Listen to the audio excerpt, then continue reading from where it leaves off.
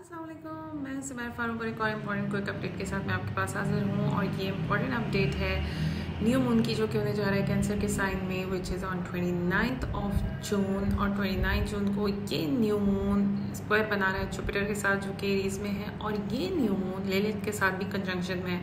तो new moons are new beginnings, new moons are really good. आप नई चीज़ें स्टार्ट करते हैं, ये ऐसे ही है जैसे कोई चीज़ बिल्कुल स्क्रैच लेवल से स्टार्ट हो रही हो। तो ये मून क्योंकि लिलिथ के साथ कंजंक्शन में, तो बहुत सारे एस्ट्रोलॉजर्स कहेंगे कि लिलिथ तो बहुत डिमोनिक एनर्जी है, ईविल एनर्जी, मगर ऐसा नहीं है। ये एक रिबेलियस एनर्जी है और ये थोड़ा सा रिबेलियस टाइम है। यानी कोई अगर नई चीज़ बॉर्न हो रही है इस न्यू मून से, तो वो थोड़ी इस रिबेलियस एनर्जी से होगी। यानी आपको लगेगा कि पुरानी चीज़ें अब आपके लिए काम नहीं करी और अब आपने नई तरीके से चीज़ों को स्टार्ट करना है।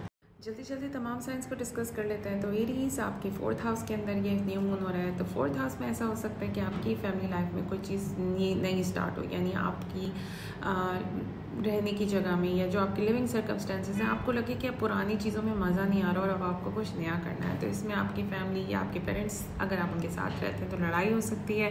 एट द सेम टाइम आपको लगेगा कि आपको कोई चीज़ फुलफिलमेंट नहीं दे रही। तो इस टाइम पर हो सकता है कि आपके कोई आर्ग्यूमेंट्स हो और आप जो है कोई नया स्टार्ट भी कर सकते हैं अपनी लाइफ में। तो एट दिस टाइम आप बी केयरफुल कि कोई चीज़ बहुत ज़्यादा रिस्क ना लें, क्योंकि ये थोड़ी रिबेलियस एनर्जी और अब आप उसको लेटर ऑन रिग्रेट भी कर सकते हैं। टॉरस आपका 3rd house is house of communication. हो सकता है कि अब आपको कम्युनिकेशन में थोड़ी फ्रस्ट्रेशन हो, आप कोई नई कम्युनिकेशन स्टार्ट कर सकते हैं, किसी ग्रुप ऑफ कम्युनिटी के साथ काम कर सकते हैं, और कन्वेंशनल जो तरीके हैं उनको छोड़ के भी आप कोई डिफरेंट तरीके से कम्युनिकेशन कर सकते हैं। या आपकी कोई अपने दोस्तों के साथ कोई अनयूजुअल किस्म की कॉन्वर्जेसन भी हो सकती है। और अब आप इस टाइम पे कोई अनकन्वेंशनल किस्म की स्टडीज़ भी ले सकते हैं। हो सकता है आप सोशल मीडिया पे कुछ अजीब अजीब सी चीज़ें भी पोस्ट करें। सो बी केयरफुल जो आप पोस्ट करें, क्योंकि ये आपका इंटरनल रिबेलियस एनर्जी है जिसको आपने वाइजली यूज़ करना है। जेमिनाइज आपके 2nd हाउस के अंदर हो रहा है, तो आप क्वेश्चन करेंगे अपने फाइनेंसेस को। आपको लगेगा कि शायद आपके जो फाइनेंसेस हैं वो ठीक नहीं है या कम है, या आपको लगेगा जितनी आप मेहनत कर रहे हैं आपको उसकी इतनी सैलरी नहीं मिल रही। तो इस टाइम पे आप अपनी सेल्फ वर्थ को भी क्वेश्चन करेंगे और थोड़ी सी फ्रस्ट्रेशन फील होगी, और अब आप रिबेल होने की कोशिश करेंगे कि आप कहेंगे कोई अनकन्वेंशनल तरीके से आप पैसे कमाएं। या ये भी हो सकता है कि आपके कोई पावर स्ट्रगल्स भी हो सकते हैं इन्वॉल्विंग रिसोर्सेज, यानी अगर आपके रिसोर्सेज हैं तो उससे रिलेटेड फैमिली के साथ या किसी के साथ भी आपकी लड़ाई हो सकती है। सो मेक श्योर दैट आप इस टाइम को थोड़ा सा केयरफुली लोगों के साथ पैसों के मामले में डील करने में थोड़ा एहतियात बरत लें। कैंसर, योर 1st हाउस, आप तो स्टार ऑफ द शो हैं। तो कैंसर्स यूजुअली वेरी डोसाइल, बड़े कोई हैप्पी टाइप्स होते हैं, लेकिन इस टाइम पर आपको भी रिबेलियस फीलिंग आएगी। हो सकता है लोगों ने आपसे बहुत ज़्यादा एक्सपेक्टेशन रखी और अब आपको लगे नहीं, मैं तो ये नहीं करना चाहता। सो ऐसे भी हो सकता है। एट द सेम टाइम आपके जो इंटरपर्सनल रिलेशनशिप्स हैं वर्क प्लेस पे या पर्सनल रिलेशनशिप, वो भी इस टाइम पे इम्पैक्ट हो सकते हैं। इस टाइम पर प्लीज़ ये नहीं करें कि आप जॉब छोड़ दें, आप सारे ब्रिजेस जला के आगे चले जाएं, तो क्योंकि ये आपको रिबेल बनने की, जो कि आपकी बाद में आप रिग्रेट कर सकते हैं। तो मेक श्योर कि आपके पास विजन हो जो भी आप एक्शन ले रहे हैं उसके लिए, और अपनी जॉब को ऐसे ही नहीं छोड़ दें कि आपको आगे जॉब नहीं मिली और आपने छोड़ दिया क्योंकि अभी आपके अंदर का रिबेल जाग गया है। तो मेक श्योर कि आप अपना डिसीजन केयरफुली लें। Your 12th house is house of secrets, spirituality, आपकी सबकॉन्शियस माइंड। तो ऐसा हो सकता है कि आपको इस टाइम पे कोई बहुत पावरफुल किस्म के ड्रीम्स आए, आपके ड्रीम्स बहुत पावरफुल होंगे। एट द सेम टाइम कोई आप अनकन्वेंशनल वे के तरीके से स्पिरिचुअलिटी भी जो है वो प्रैक्टिस करने की कोशिश कर सकते हैं, जिसमें ड्रग्स आ सकते हैं, यानी अल्कोहल आ सकता है, या इस तरह की चीज़ आ सकती है। प्लीज़ मेक श्योर ये न्यू मून जो है वो आपकी रिप्लेनिश एनर्जी है, क्योंकि अभी आपका सन इज़ इन 12th हाउस। तो आपको चाहिए कि इस टाइम थोड़ा आराम करें, नए डिसीजंस लेने से पहले थोड़ा सोच लें, अपना विजन ठीक बनाएं, प्लस अपने ड्रीम्स को नोट करें कि आपके ड्रीम्स आपको क्या मैसेजेस दे रहे हैं। वर्गोज़ आपके 11th हाउस में न्यू मून हो रहा है, तो आपको ऐसा लग सकता है कि जो आपका करंट नेटवर्क ऑफ फ्रेंड्स है उसके अंदर थोड़े इश्यूज़ आ रहे हैं। आपको फ्रेंड्स से रिलेटेड कोई फ्रस्ट्रेशंस आ सकती हैं, कोई आर्ग्यूमेंट्स आ सकते हैं। आपको लगेगा कि वो किसी तरीके से आपके जो ग्रोथ है उसको हिंडर करने की कोशिश कर रहे हैं, तो उस टाइम पे लड़ाइयाँ भी हो सकती हैं। पर एट द सेम टाइम आप जो ये इमोशनल रिबेल है ये सिर्फ सोशल सर्कल से रिलेटेड है, तो कोशिश करें कि आप इस टाइम पे लड़ाइयाँ करने से पहले थोड़ा सोच लें, क्योंकि ये टाइमली फ्रस्ट्रेशन भी हो सकती है. So it's a good time to have a communication. Maybe आप अपने दोस्तों से बहुत टैबू सब्जेक्ट्स भी डिस्कस करें. So this is a good time to see that what is not working for you in terms of your groups of friends and your hopes and wishes.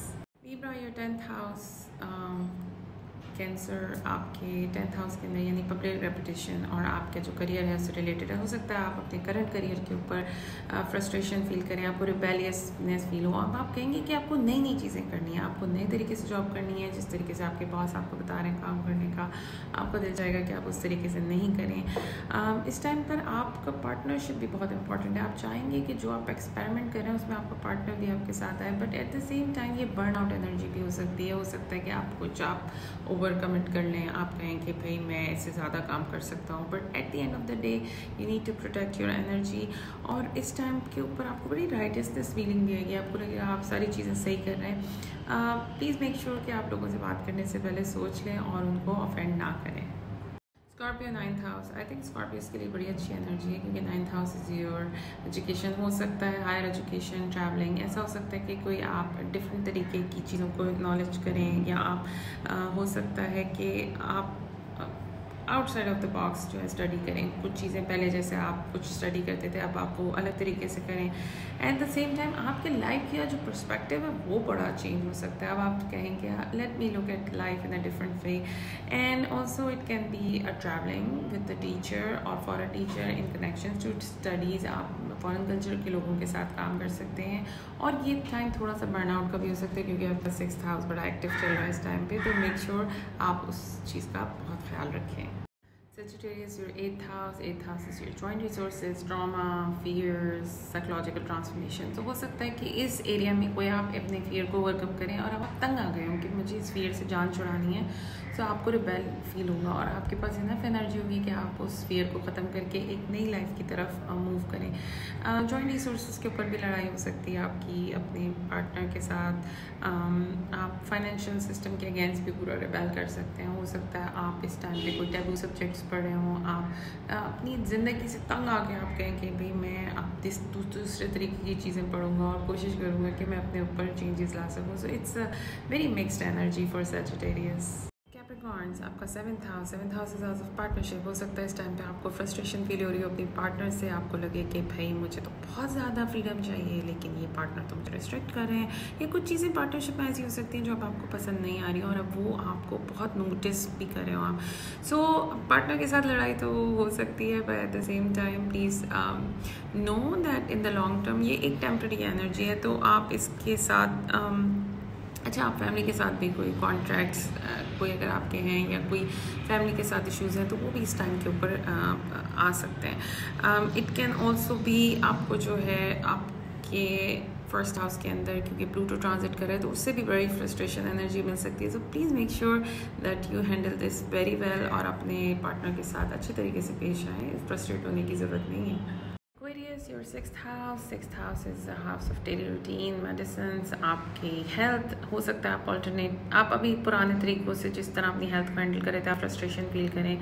आप कोई alternate तरीका लेकर आएँ कि आप दूसरे तरीके से अपना इलाज करेंगे, अपने रूटीन को फिक्स करेंगे.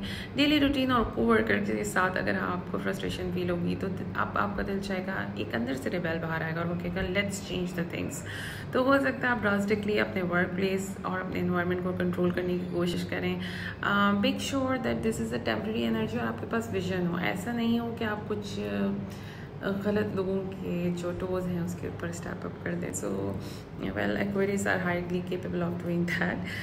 एट द सेम टाइम आप कोई नया वेंचर स्टार्ट कर सकते हैं, कोई नया वोकेशन स्टार्ट कर सकते हैं. तो this is about Aquarius. Last में हमारे पाइसेस आपके 5th हाउस में. It's a good energy actually. हो सकता है कि अब आप कोई क्रिएटिव वे या कोई पैशन को डिफरेंट तरीके से करना चाहें. आपने जिनके बच्चे हैं हो सकता है वो अपने बच्चों की लाइफ को कोई नई चीज़ इनिशिएट करें वहाँ पे.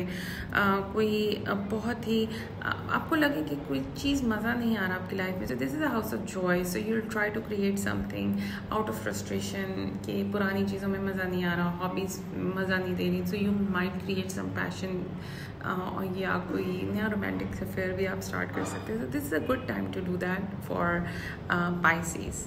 تو یہ تھا نیو مون کے بارے میں. نیو مونس جو ہیں وہ نیو بگننگز ہوتی ہیں اور یہ تھوڑا سا ریبیلیس انرجی ہے, not frustrating but rebellious energy ہے. تو please be careful in handling the situation. اگر آپ کو ویڈیو پسند آ رہا ہے تو پلیز آپ اس ویڈیو کو لائک کریں اور میرے چینل کو سبسکرائب کریں اور اپنے دوستوں کے ساتھ بھی شیئر کر سکتے ہیں. Plus for personal reading you can always contact me.